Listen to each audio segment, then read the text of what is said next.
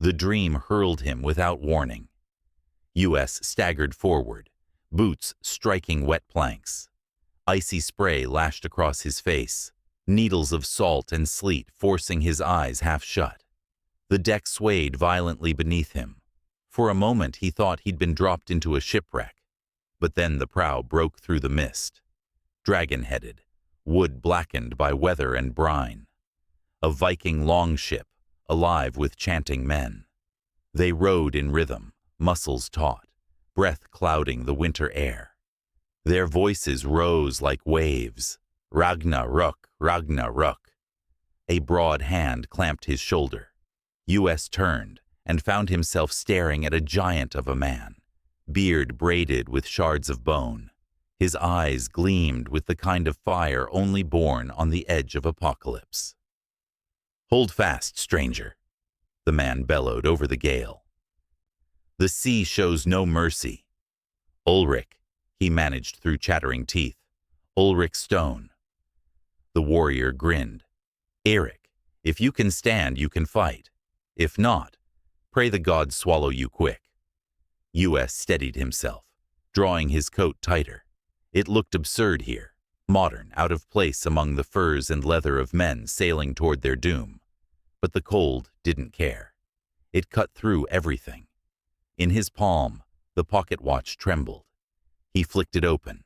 The hands still frozen at 11:47, but the tick, normally steady, faltered, skipped, came back. The rhythm of a dying heartbeat. For a split second, the minute hand jerked, quivered, and nudged toward the 6 before locking again. He exhaled slowly. Not here, too. Not yet. "Land!" someone shouted. The ship surged forward. Through the snow curtain, a jagged coastline appeared. Black cliffs, a throat of shingle beach. The longship slammed ashore. Warriors leapt into the surf, dragging the vessel higher, then fell to their knees, not in fear, but in reverence. Before them, beyond a vast white plain, rose an impossible shape. A tree that wasn't a tree. Its roots were carved stone, runes crawling along them like veins of light. Its trunk towered until it lost itself in low gray cloud. Branches spread across the horizon, as if to prop up the sky itself. Frost clung to every line. Yggdrasil. US's stomach turned. He knew the feeling now. The same pull he had felt in Alexandria, in Rome, in Egypt. A nexus point disguised as myth. Eric lifted his axe high. "The wolf will swallow the sun by dawn. But tonight, we walk to meet our fate." The men cheered, spears drumming against shields. One shield caught US's eye. Painted across its surface, worn by salt and time, was a sunburst with 8 long rays and 8 short. It flickered in the firelight of nearby torches, familiar enough to make his chest tighten. The same mark. Again. The wind whipped around him. He thought he heard a whisper beneath it, a sliver of syllables that didn't belong to Old Norse. "Na, fe, ru." His breath caught. The name he'd once held as an anchor. Had it followed him here, bleeding through the dream? Or was it only an echo left behind, as memory rotted away? "Move, stranger," Eric barked. They began their trek inland, boots crunching over crusted snow. Ravens wheeled overhead, 3 black arcs against the ashen sky.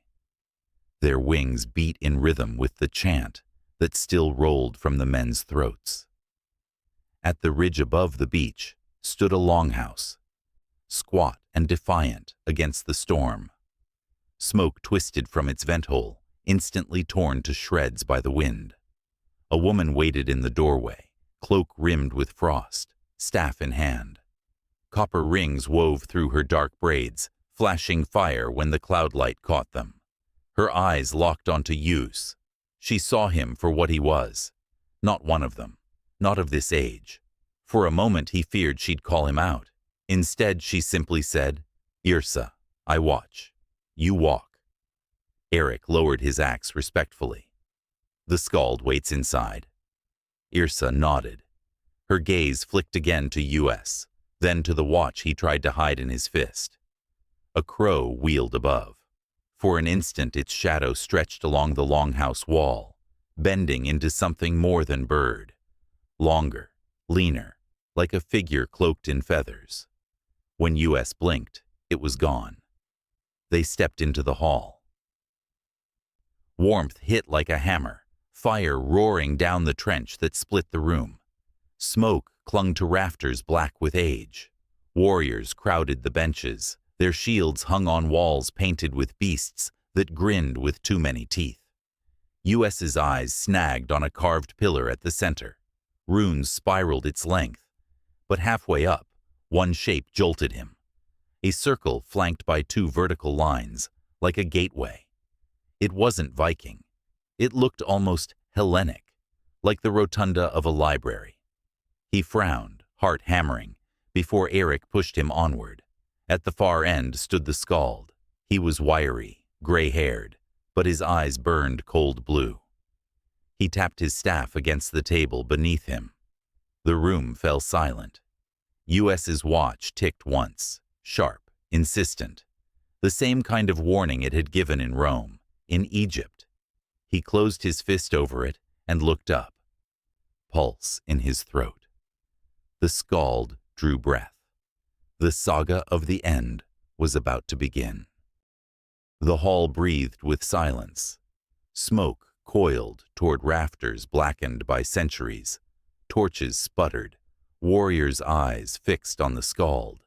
He raised his staff, its head carved into the snarl of a wolf. The crackle of the fire filled the pause before his voice struck, deep and raw, as though dragged from the roots of the earth. When the wolf swallows the sun, the world shall burn with ice and drown in fire. The sea will rise, the mountains fall, and the gods themselves shall perish. The warriors pounded fists on tables, a drumbeat of doom. Their chants braided with the smoke until it seemed the walls themselves throbbed with the sound. Ragnarök, Ragnarök. US leaned against a beam, the watch heavy in his pocket. His heart ticked to the same rhythm, unwillingly.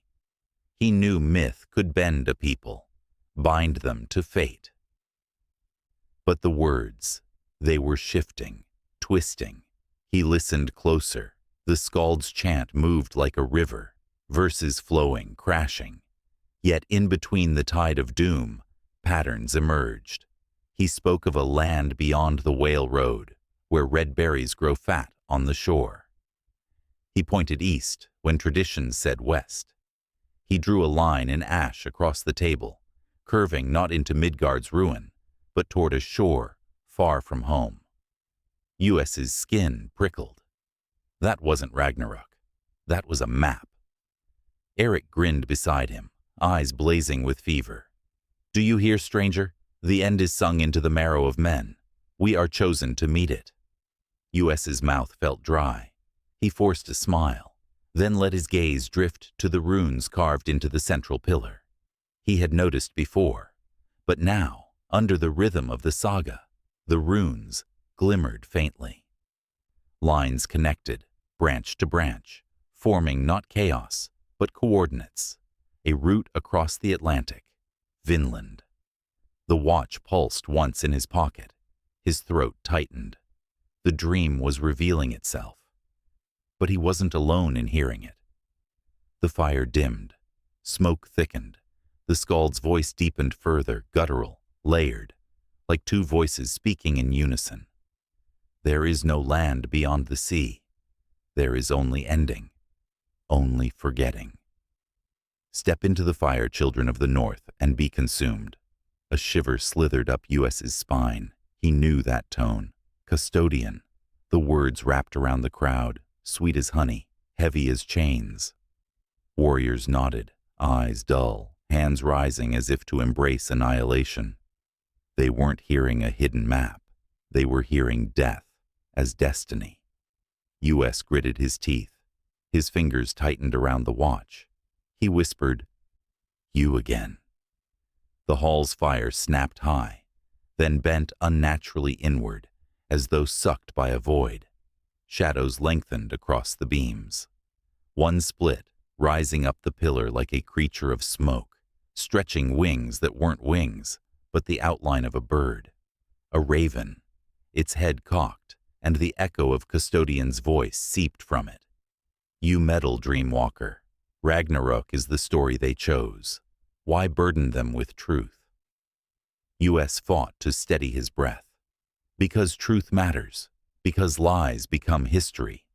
The raven's shadow rippled, shifting like liquid ink. Vinland is not theirs to remember. Columbus will claim it centuries hence. That is the thread I have woven, and it must not be cut. The chant continued.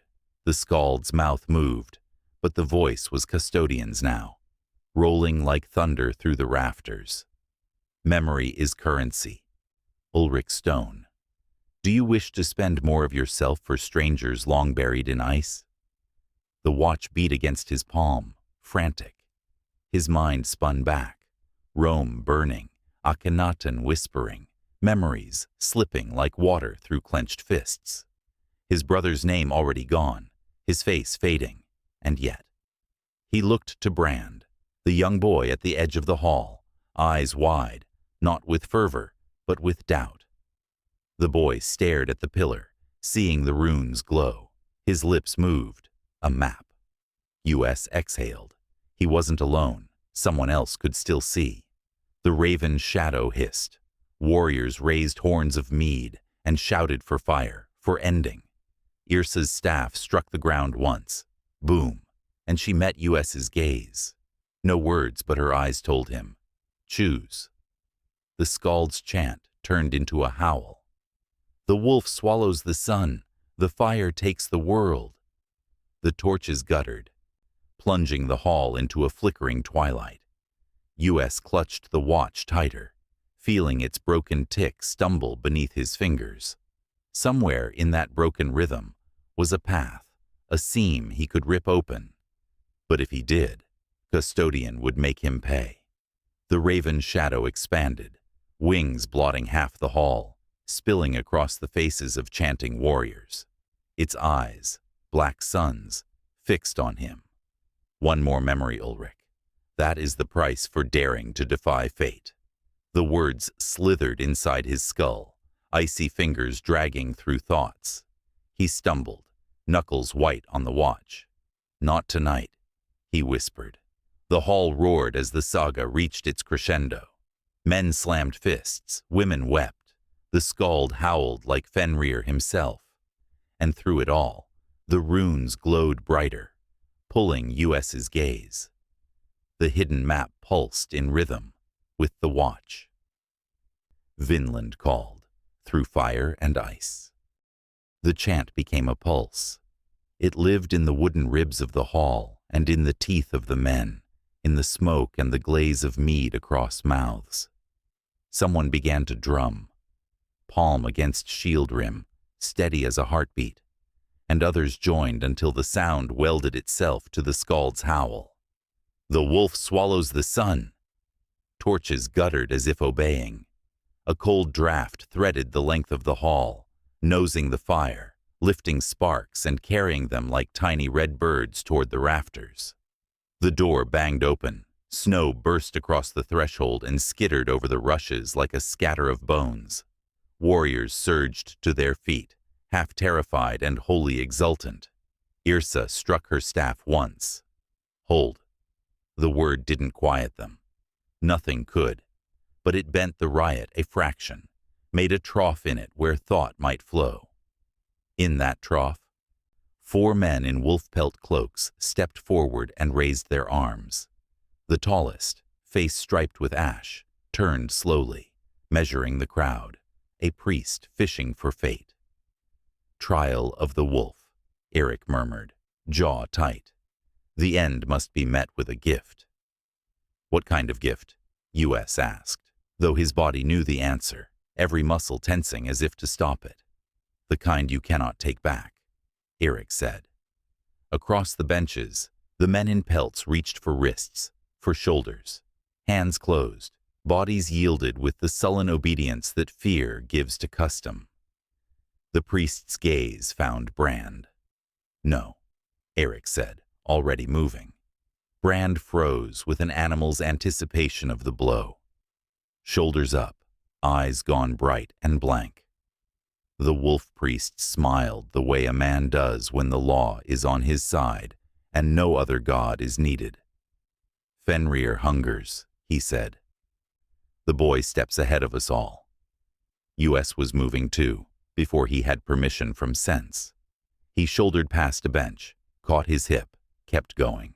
His hand found Brand's arm, warm and hard under the wool. Not this one. Two of the wolf-cloaked men blocked him. One smelled of seal fat and smoke. The other's breath was winter rot. "Outlander," the first said mildly, which was somehow worse than threat.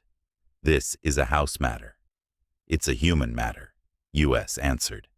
He let his coat fall open so his fist could find the watch in his inner pocket.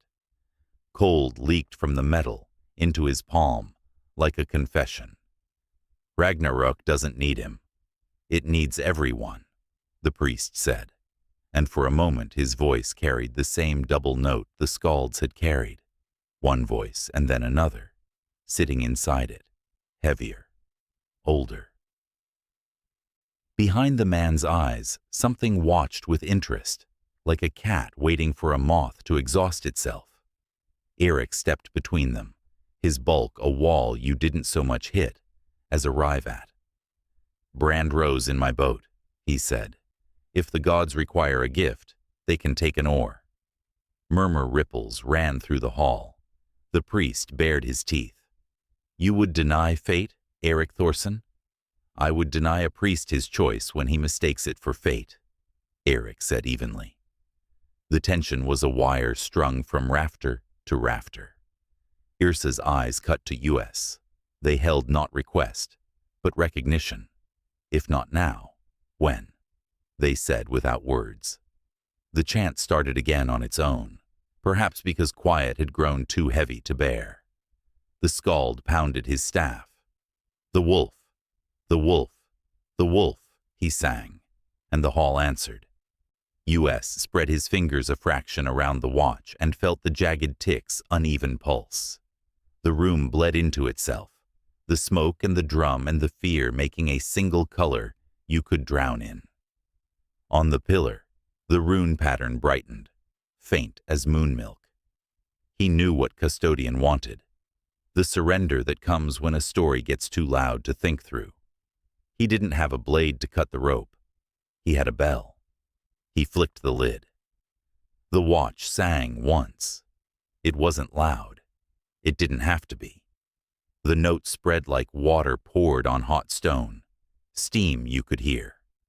It slipped into the drumbeat and found the seam there, the almost imperceptible pause between one fist and the next. It occupied that pause and widened it. For the length of a breath, the hall's noise fell out of step with itself. The torches flared, shadows lurched. On the wall, the raven's outline, Custodian's shape when he disliked being seen, stretched and thinned, and for an instant peeled off the timber like oil lifting off a puddle. Brand jerked as if waking. "Eric," he breathed, and in his voice was everything a boy says when he still believes a man can make the world decide differently. Eric's hand closed on the back of Brand's neck and squeezed once, father strong, then moved him behind his own broad frame. The priest hissed. "Witch work," he snapped at US. "Put away your mirror." "Take your hands off the boy," US said, the watch's lid still open, the glass catching firelight and returning it as a patient glow. He didn't look at the Custodian shadow. Looking at it gave it shape. Instead, he looked at the pillar, and the runes sharpened.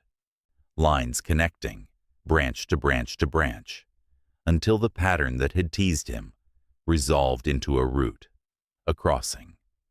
Not only a line, but a rhythm. Nodes marked with small circles that nested inside others, like the map of the dream nexus he had seen in Egypt, but stretched sideways into sea. A string of islands, currents, a star he did not know, named only by a notch in wood. Vinland didn't hide in doom. It hid in the cadence that carried doom. The priest lunged. Ulric moved with the speed of a man younger than his bones should allow, interposing himself with a shoulder that hit like a door. The two men crashed against a table. Mead leapt from a horn and fell in an arc that the fire caught for a stupidly beautiful second. Yrsa brought her staff down again. The sound traveled down the floorboards, and somewhere under them returned from a distance. A hollow place. A room beneath the room. US took the hint. He palmed the watch shut and leaned into Ulric's shoulder. "There's a way down," he said near the big man's ear. "Under the pillar." Ulric didn't look at him. His hands were full of the priest, but the corner of his mouth moved. "I know where the house keeps secrets," he said, and rolled his weight so the man's grab slid off as if the priest had suddenly decided to respect him. The air went colder. Breath plumed. Frost began to lace itself along the rim of the fire trench, a delicate filigree that was wrong, the way a smile is wrong when a mouth is full of stones. In the rafters, the raven shadow recoalesced into a brute certainty, wings spreading until they seemed to scrape the pitch-black wood. Its head cocked, and its black bead eye found us. "Spend, then," the custodian said, voice like snow pressed into a fist until it squeaked. "Spend, and I will take my due." US met the empty shine where an iris should be and felt for a breath the floor tilt toward an abyss that had nothing to do with the hall. A name. No, the space where a name used to live, strained like a stitch. He felt the lack the way a tongue finds a lost tooth, tender, angry, unbelieving. "Not yours," he said, and he didn't care that it was bravado. Courage is a kind of spell, if enough people are tired of fear. The watch warmed in his hand, as if remembering it was also a thing that measured beginnings, not only ends. He stepped backward toward the pillar. Yrsa was already there. Her fingers found a seam where the carved roots met the floor. She pressed, turned, pressed again. Something old accepted the password of her hands. The floor clicked. Brand, eyes huge, shoved his shoulder under the edge of the pillar's base without being told, and heaved. Wood that had scarcely moved for generations decided it could be persuaded. A round of rushes slipped. Cold air breathed up, older than the hall, older than the men in it, carrying stone damp and the faint sweetness of tar and bone. The priest saw. He roared, fury swallowing his fear, and lunged again. This time Ulric caught him by the wolf pelt and yanked it over the man's head, like a hood. A bench overturned. The hall lurched toward violence. On the wall, the raven spread until it was almost everything. Its beak opened. The torches all dimmed at once, as if the flame had remembered a reason to be ashamed. A deeper dark pushed through the cracks of the door, a pressure that made the boards complain. Outside, the storm found its voice. "Fenrir," the skald sang, but it was Custodian's voice answering his own name. "Fenrir, who swallows light." The dream wanted blood. The ritual wanted it. The men wanted a story so badly, they would feed it themselves. US crouched at the mouth of the opening. Cold lapped his face. Below, narrow steps curved out of sight, rune light trembling along their edges like breath caught in glass. He looked at Brand. "With me." Brand swallowed, nodded hard. Yrsa dropped into the dark first without the fuss of a younger body. The boy followed. US put a foot on the first step. "Go," Ulric said without looking. He had two men by the throats and a third by the wrist, and the peculiar laugh of someone who had finally been handed a fight he'd been rehearsing in his head for a year. "I'll come when the room remembers whose house it is." US hesitated only long enough to flick the watch lid open again.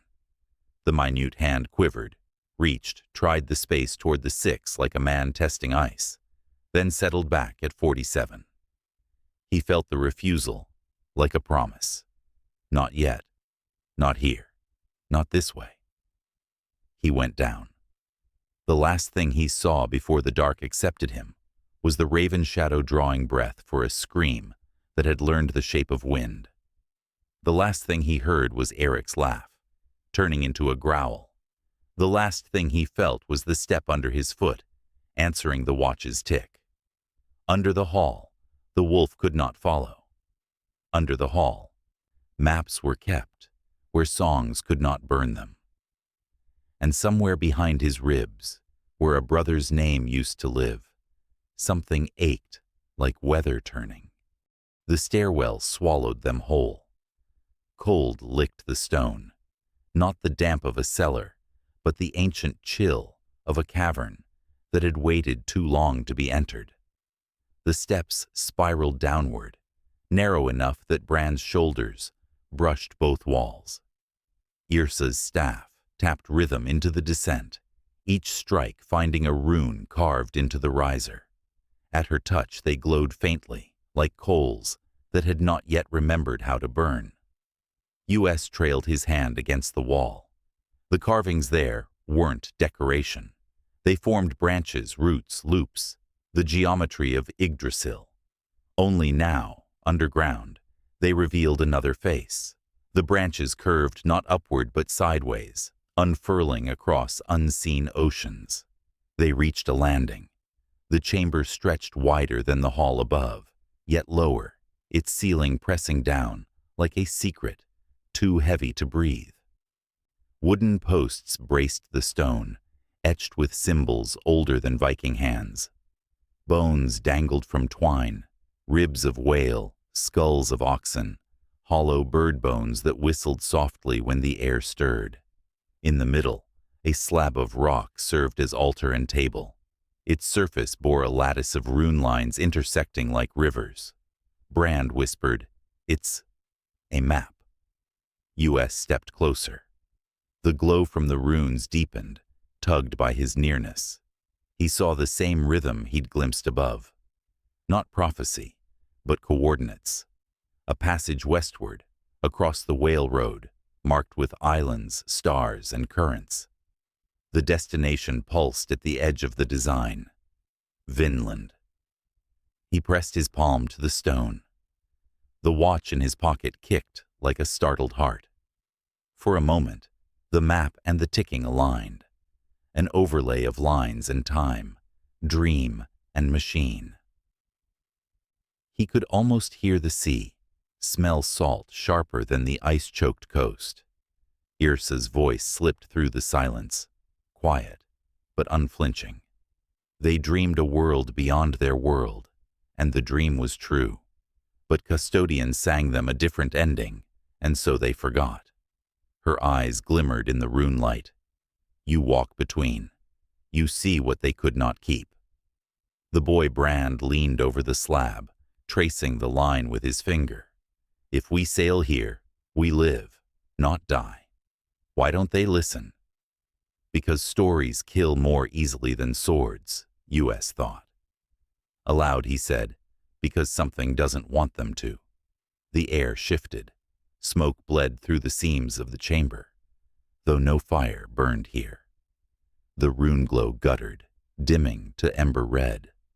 US straightened, jaw tight. He knew that breath, that taste of iron ash. From the far wall, the shadow uncoiled, taller than before. No bird shape this time.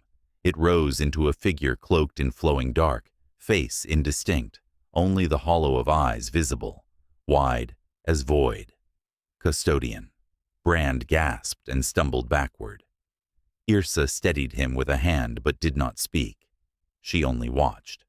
The voice filled the chamber without moving lips. You dig beneath songs as if they were gravestone. You unearth bones not meant for your keeping. US swallowed the anger rising in his throat. You buried them. You took Vinland from history. The shadow inclined, slow as a glacier. I preserved the weave. Threads must not tangle. If these men remembered, if their children carried it, history would not wait for its appointed hour. The story would fracture. So I sang of wolves and ending, and they walked willingly into silence. US felt the weight of those words press against his ribs. The watch twitched again, minute hand rattling as though struggling to break free. History doesn't belong to you, he said. It belongs to whoever pays its cost, Custodian replied. And you, Dreamwalker, are poor indeed. You carry debts from Rome, from Egypt. Already your brother's name has gone. Already his face crumbles in your skull. What more will you sell? US's stomach dropped. He gripped the watch harder, but it gave no comfort. Only its uneven tick, a reminder of bargains already struck. Brand looked between them, uncomprehending. What's he saying? What debt? US couldn't answer. Not here. Not yet. The Custodian stepped nearer. Smoke curled from its form, reaching like fingers toward the slab. Leave the map. Let Vinland remain legend. The weave continues. Your memories remain yours. The shadow tilted its head. Or steal it. Carve it into waking. And I will take from you another part. A piece deeper than names. A root of who you are. The chamber trembled with the choice. Yrsa's staff dug into the ground, anchoring her thin frame against the pressure. Her gaze locked on US, unwavering. It is yours to bear, her silence said. The boy whispered, don't let him win. US's throat ached. He stared at the glowing lines on the stone, the truth they carried, the lives denied. Custodian's offer pressed into him like a knife's flat edge. Safety, but at cost of silence. Truth, but at cost of self. He thought of the 8-rayed sun he had seen in Rome and Egypt, the echo of Neferura's name, woven into song. The weave Custodian claimed to protect was only his pattern of theft.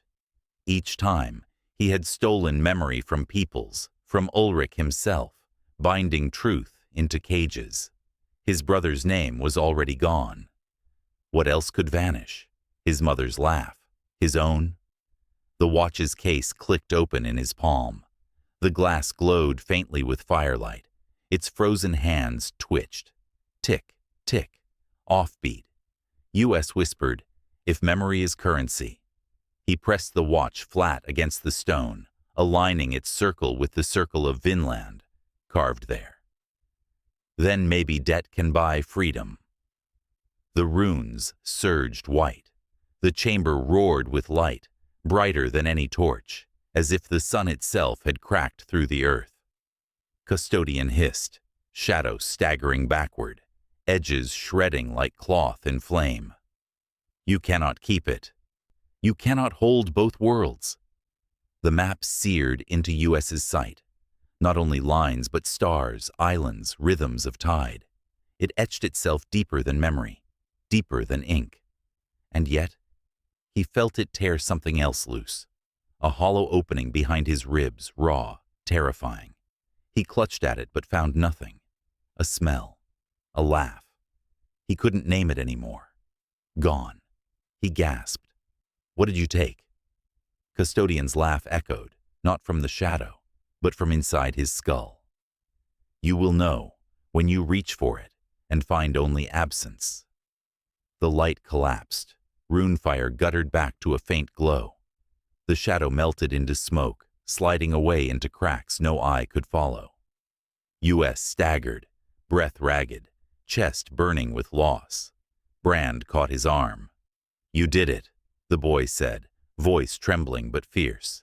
You broke his lie. Yrsa touched the staff to the stone. The glow steadied. She nodded once. But the price has begun to hollow you. US swallowed, tasting ash. In his palm the watch lay warm, its hands locked still at 11:47. Yet for an instant he swore the minute hand had again tried to reach the 6 before freezing. He closed it with a snap. Then we don't stop. We keep going, before there's nothing left of me to carry it. Above them, the hall shook with roars. Men chanting, storm battering the roof, wolves howling in the dark. The trial of the wolf had only begun. U.S. looked once more at the map etched into his mind, then at the boy whose eyes shone with belief rather than doom. Let's move. They turned toward the steps. The chamber exhaled as though relieved of its burden, but the cold clung sharper, a reminder. Truth could be stolen back, but always at a cost. They climbed toward the roar. The stairs shook with the weight of feet above, with the drum of fists on tables, with the storm gnawing at the longhouse door. Rune light chased them up the steps, dimming as they left the chamber, as if the stones themselves were reluctant to let go of what they'd shown. Yrsa's staff tapped a last time, sealing the seam in the floor behind them. The plank slid back into place, the mouth of the earth closing on its secret. The hall was a storm in a box. Snow blew in through the door and skated across rushes. The fire guttered and flared by turns, its breath stolen, returned, stolen again. Men shouted, women's keening threaded the noise like wire. The wolf priest, hood torn and eyes white with triumph, pointed the bone knife at Brand, as if the boy were a compass, and the blade had found north. Ulric stood between them, bleeding from a cut above the brow, laughter low and deliberate in his chest. He'd seized a round shield from the wall, a red field with a sunburst of 8 long rays and 8 short, and held it like a promise. When men came at him, he gave them the edge. When the priest lunged, he gave him nothing at all. U.S. felt the custodian before he saw him. The temperature dropped in a single vicious step. The torches leaned away from nothing. On the far wall, the raven shadow climbed, but this time it did not stop at wings. It uncoiled into a muzzle, a head, a massive outline of a wolf, whose edges were made of snow and smoke, whose eyes were pits, as deep as forgetting. The skald's voice rang out, stretched past human. Fenrir. No, it was Custodian, wearing the skald like a mask. The wolf swallows the sun, the voice purred. A lullaby for ruin. The hall is a mouth, enter. Men began to step forward as if to volunteer for death, one after another like recruits at a harvest. The knife lifted. Ulric, Yrsa said, the name a stone in a river. He moved.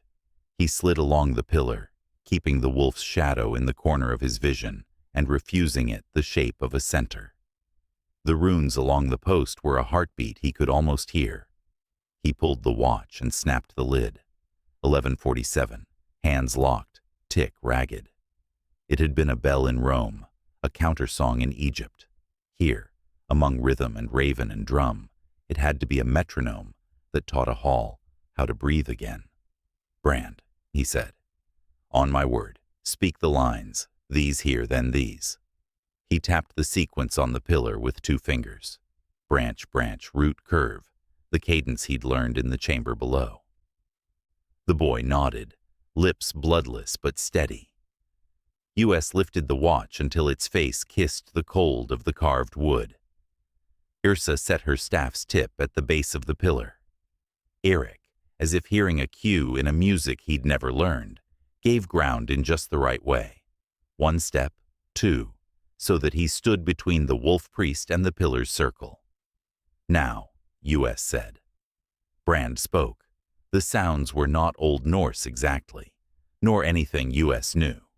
They were pressure and release, syllables that were more breath than word, like the noise an oar makes when it bites, and the boat agrees to go. Yrsa's staff pulsed against the floor. U.S. rolled his thumb across the crown of the watch and felt the fragile mechanism try to obey. The minute hand twitched toward the 6, a shiver, a reach, A refusal. Not yet. He changed tactics. In Egypt, he'd slammed metal into stone and broken a machine of light. Here, break-in would kill the truth along with the lie. He needed to retune the hall. He counted the drum he could not hear, the one under the riot. 1, 2, 3, 4. In the tiny slip between 4 and 1, there. He clicked the watch's lid shut and open again. The watch sang, a thin, stubborn tone. It slid into the seam between chant and howl and widened it.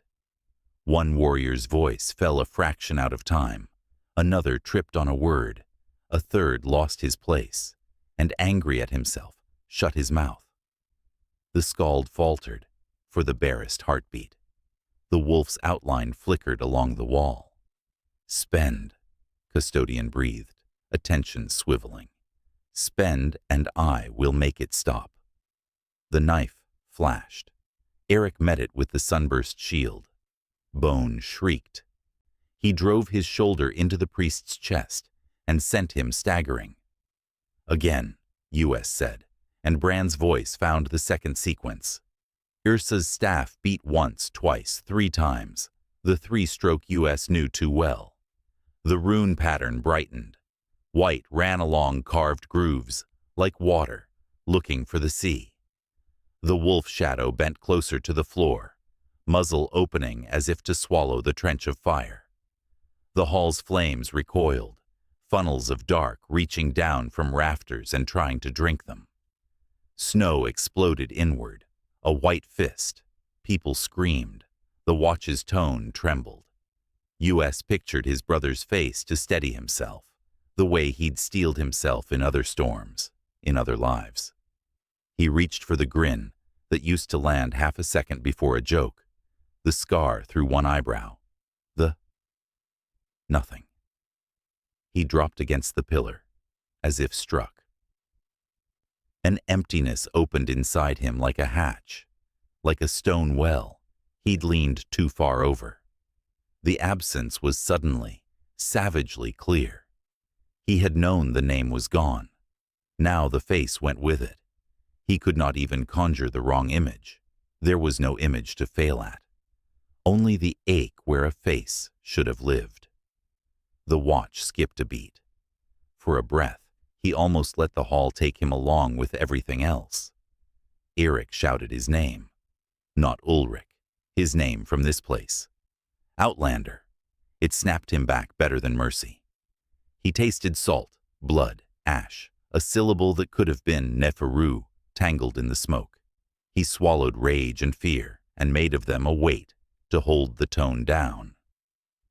Third, now, he said to Brand through his teeth. The boy shouted the last pattern.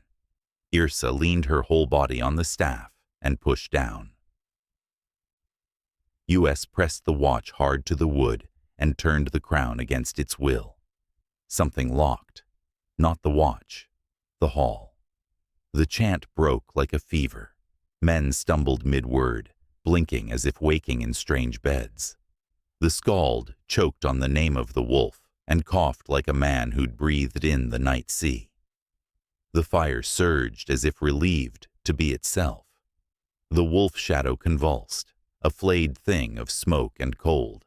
It turned its head, and the blank of its eye fixed on US. Very well, Custodian said gently, and the gentleness was worse than fury. Take what is not yours. I will take what is. The door tore open on its own. A white roar fell through it. Wind, snow, and something else.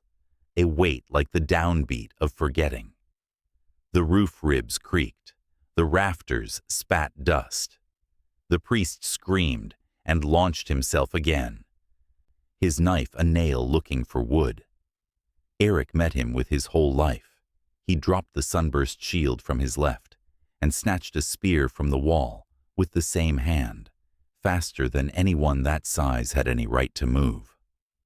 The spear point took the priest in the shoulder and pinned him to a post. Ulric shoved once and left him there, not dead, but too busy with pain to be a danger. The big man turned, found US, and in the small, calm eye of the storm, they understood each other without language. "Go," Eric said. He wrenched at the pillar with both hands. Something cracked, the kind of crack a house makes when it agrees to be moved. He tore loose a hand-length stave carved with the key runes, tossed it. US caught the wood. It was absurdly warm in his palm. "Take their road with you." "Come with us," US said, already knowing the answer. The door was a white mouth now, snow claws. A wolf made of storm shouldered through and blotted the world. Eric only smiled, soft, almost shy. "I like this story better," he said, and lifted the shield again. "I get to choose how it ends." He charged the storm. For an instant he was a figure cut from saga. Man, sunburst, spear, made of animal certainty and human refusal. The white swallowed him. The roof let go a beam with a scream. The wall leapt. The world tilted. US stuffed the rune stave inside his coat and slammed the watch shut. The minute hand jumped and hammered back to 47, ringing his bones once with a tone that was almost grief. He grabbed Brand, hooked an arm under the boy's ribs. Yrsa took Brand's other arm. The three of them ran as the hall folded around them, as if a hand had clenched. And the longhouse decided it had been a long enough. They made the door just as the wolf's head crashed through the far wall. Snow blinded them. Cold punched lungs and stole names. The ground vanished, found them again, vanished. US kept the watch in one hand, the boy in the other, the stave trapped flat against his chest by his forearm. "Ulric's stone," Custodian murmured. "Not from a wall or a bird or a wolf now, but from everywhere that had ever been dark to a child. Tonight you will reach for a face and find only the shape of reaching." US ran into the white. There was no horizon, no up or down, only a world made of erased chalk. The sound of the hall dying vanished behind them, or ahead, or both. His legs stopped being legs and learned to be rhythm.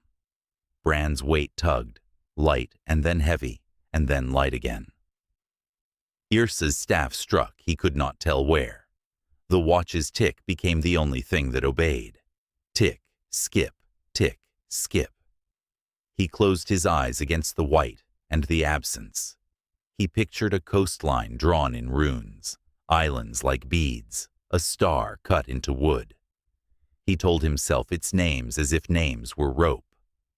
The storm took a last breath, full of teeth, and bit. Then there was nothing at all. White. The kind that erases distance and mercy both. US kept moving because stopping meant deciding which way was down. Wind battered his coat flat to his ribs. Snow found its way into places it had no business knowing. Somewhere to his left, Yrsa's staff kept a stubborn rhythm. Tap, tap, breathe. While Brand's grip on his sleeve alternated between stone and smoke. The watch ticked against his palm like a wounded thing, insisting it could still walk. The storm took one last breath and bit. Silence. He stumbled and fell to his knees, not on rushes or the longhouse's worn boards, but on pebbles, slick with frozen brine. The roar of wind became the low complaint of a winter sea. Surf hissed up and retreated with the sound of paper, torn slowly and forever. His lungs grabbed the air greedily. It tasted of salt and iron and the ghost of pine.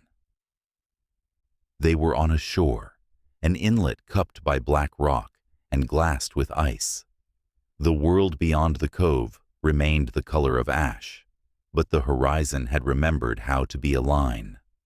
Behind them, there was no hall.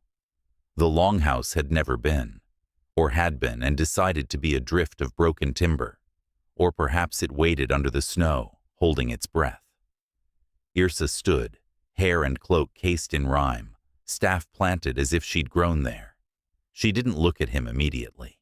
She faced the sea, eyes narrowed, like a hunter, deciding if the animal in front of her was a tide or a god. Brand crouched beside US, breath frosting his lips. "Are we alive?" US said, and his voice cracked. He lifted the watch. The hands were still welded to 11:47. The minute hand trembled, made a brave attempt at the 6, failed, and settled like a stubborn child refusing a bed it secretly wanted. On the cliff above, a single raven clung to a ledge, its feathers ruffled into black thorns by the aftermath of the wind. It watched them, without moving. When US blinked, the bird's outline stretched too thin for a heartbeat into the silhouette of a tall, hooded figure, then collapsed back into itself. He told himself it was light. He told himself the dream was reluctant to let go. Yrsa inhaled, as if to keep the sea. "Eric?" US didn't answer. He didn't have a word that would do. He felt the place where the big man had looked at him. Go. And that, too, was something the storm had tried to take. He reached for grief, and found it, thank God, which meant something of him was still his. Brand followed his gaze, and understood with the brutal speed boys have when childhood trips on the first tall stone. His jaw set. He scrubbed his face with the back of his hand, like a man who was going to have to build something in the morning. "Look," he said, and pointed at US's chest. The rune stave Eric had torn from the pillar protruded from the inside pocket of US's coat, wedged there by the last sprint. He pulled it free. The wood felt warm despite everything, as if it remembered the heat of hands and voices. Carved into it ran the sequence Brand had spoken, the cadence that had taught a hall to breathe again. In the right light, the grooves looked like a chain of islands. In the wrong light, like vertebrae. Yrsa finally turned. She placed her palm over the stave for the space of one heartbeat. Her mouth bent. Almost a smile and almost nothing. "Carry it." Her gaze went to the gull-gray sky. "The storm is not finished with this place." She touched Brand's shoulder. "Go with him." The boy looked like every argument he could make had lined up and found itself ridiculous. He nodded. "Yes, seer." "Thank you," US said.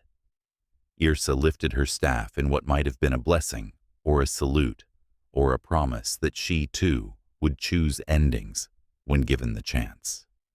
"Remember," she said. The word struck harder than wind. He wanted to tell her he would, that he could. But memory here was a currency with teeth. Something shifted in the air, like a door somewhere else opening. The surf's hiss folded into another rhythm. 3 soft, far-off booms, spaced like the 3 knuckles of a fist. The watch warmed against his palm. The minute hand leaned toward the 6, as if wanting to listen. Hana's voice threaded the wind, faint and impossible. "Ulric." The shore bled inward. The raven leapt, became shadow, became absence. Yrsa and Brand blurred, then kept moving at the same speed, while everything else outpaced them. US clenched the stave and the watch together, as if he could tie 2 worlds by pinching their corners. The sea, the snow, the black rocks, unstitched. Fluorescent light hummed. A radiator clicked like a tired insect. A pane of glass reflected a man with salt in his eyebrows and snow thawing in his hair. US dragged in a breath that hurt for an entirely different reason.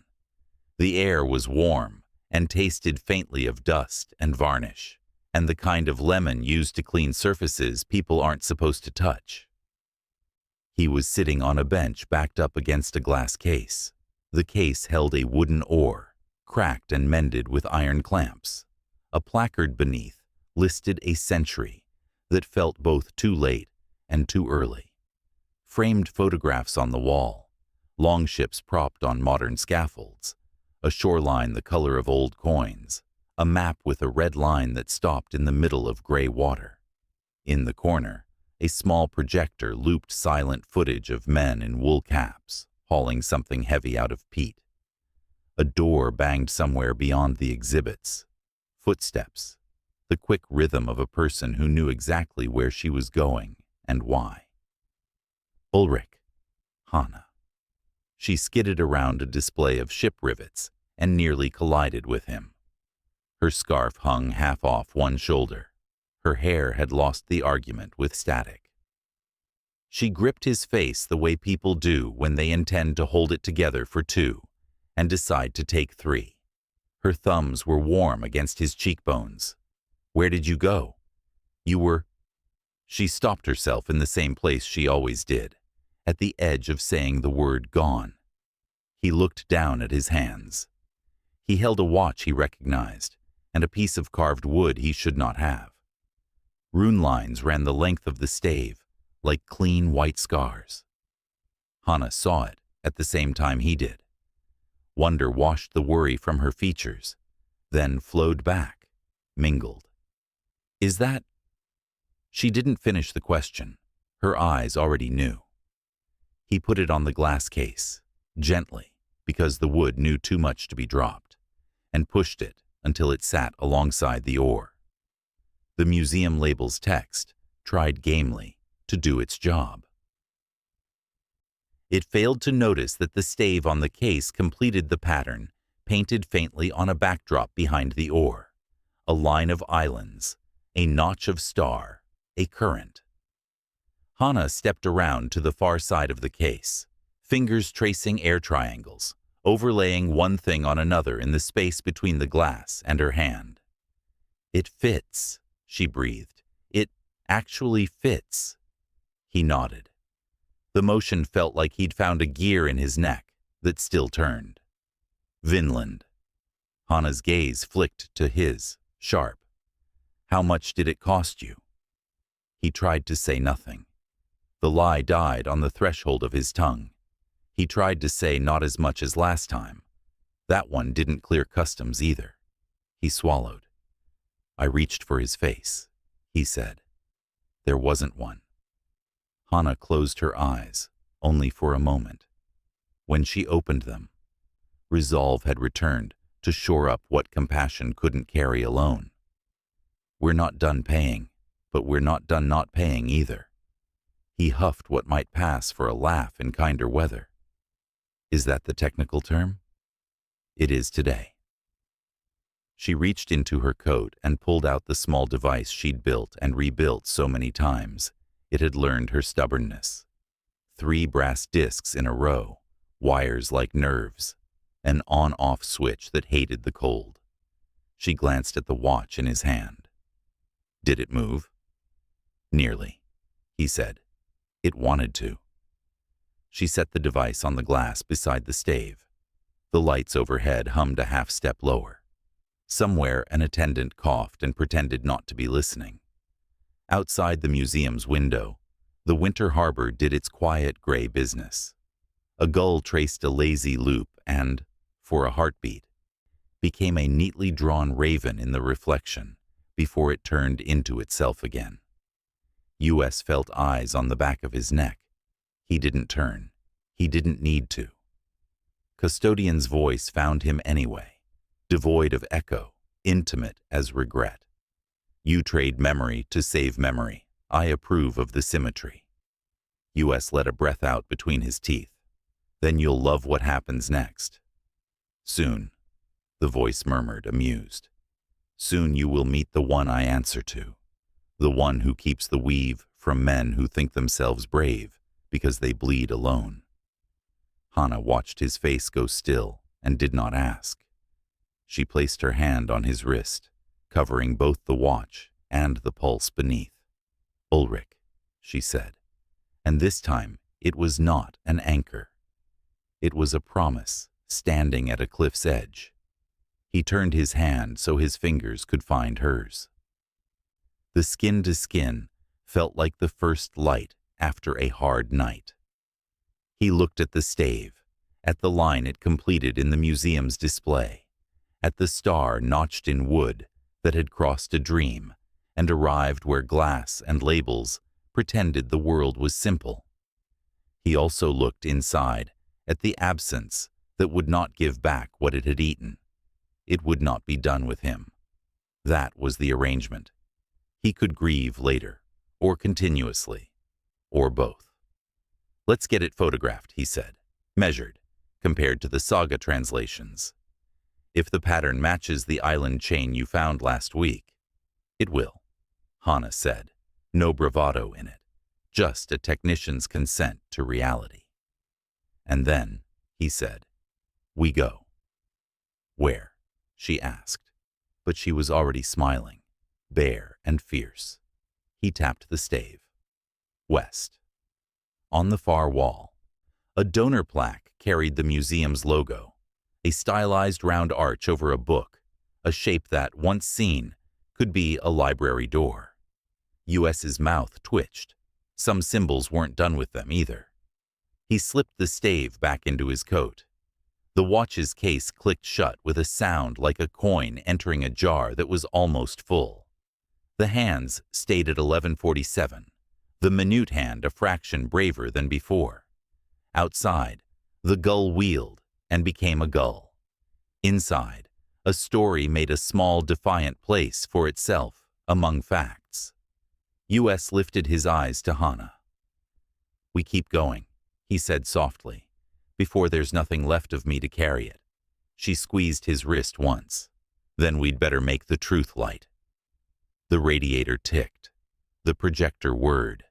The sea whispered its old syllables just beyond the glass. Somewhere, neither of them could yet see. Something watched, not with malice, not with mercy, but with the gravity of a tide, deciding where shore should begin.